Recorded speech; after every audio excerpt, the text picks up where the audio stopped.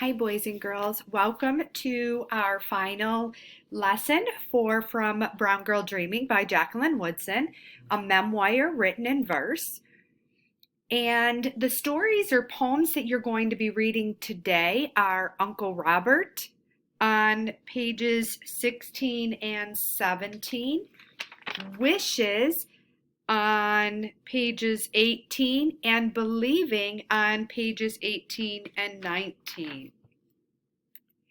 Again, before you start reading the poems, I would like you to open up your book to page 12 so that we could just get a refresher on these strategies to use while annotating.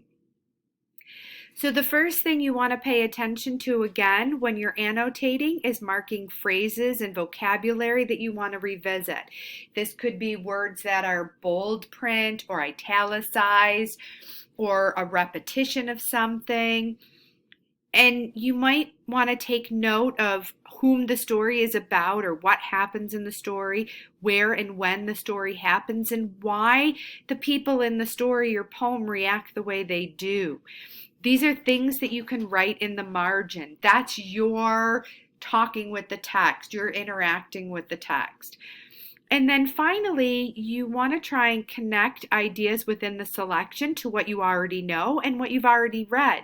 Again, this could be things that happened in your own life or things that happened in another poem or another story or earlier in a poem. These are things that you can put your thinking in the margin of the text.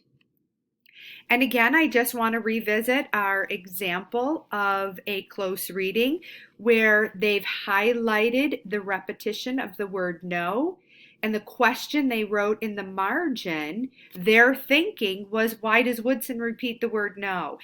And then they included their conclusion that the repetition emphasizes the ways in which Woodson's life in Brooklyn is different from her life in Greenville. And then the other annotation in the example here is the phrases that appeal to your sense of smell and touch.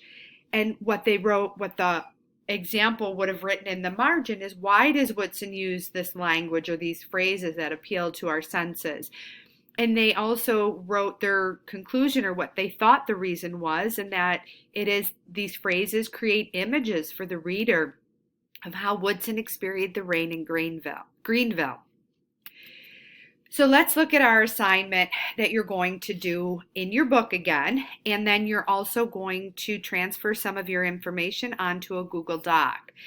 So first you're going to read or listen to, again, the link for the recording of each of these poems is in the Google assignment, posted in Google Classroom. So you can read them or you can listen to them and follow along.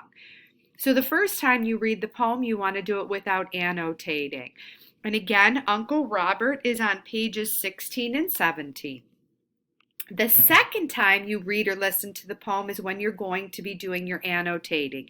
This is when you're underlining, circling, highlighting, writing your notes in the margin, chunking the poem. So you might take a couple lines of stanza to sum it up in the margin. And I want you to pay attention to what the author says and how it reflects on what she is thinking. This is in Uncle Robert. And then once you're done annotating Uncle Robert, you're going to go to page 19 in your book and you're going to answer number 3. Then you're going to read or listen to the poem Wishes. And this is on page 18 in your book. And the first time, again, you're going to do it without making any annotations. Just read or listen to the poem Wishes and maybe get your thinking going of what might be important, what have you maybe come across in another poem or that you can connect with. And then the second time through, this is again when you're going to do the annotating. And when you're annotating the poem Wishes, I want you to mark details that refer to things that you can touch or to things you can feel or think about, but you can't touch. Okay, that's your focus for the poem Wishes. And then finally, believing. This is on pages 18 and 19. It is the last poem in this section. And again, I want you to read or listen to the poem Believing once through fully without doing any annotating. Just maybe get your thinking going, get those wheels turning in your head. And then the second time you go through, this is when we want you to do your annotating. You're circling, you're highlighting, you're underlining. And again, in this poem, I want you to look for special treatment of the text, meaning that the text looks a little bit different than a typical text of how it's written. And this is going to indicate that the mother and uncle are speaking. So why is the author doing this? Why did she change the print and not use quotation marks? Those are things that you can be thinking and writing about in the margin of your book. Now, the Google Doc that you're going to be completing is this. So again, it gives you the 3 poems and the pages that you're going to be working on. You're going to type your name here next to author, and then you're going to start answering the questions that are here for you. There are 4 on this page because you have 3 poems. So from Uncle Robert, you're going to write 3 bullets showing your annotated notes that you wrote on the side of the poem. So you're going to do 3 bullets and why they were important to you.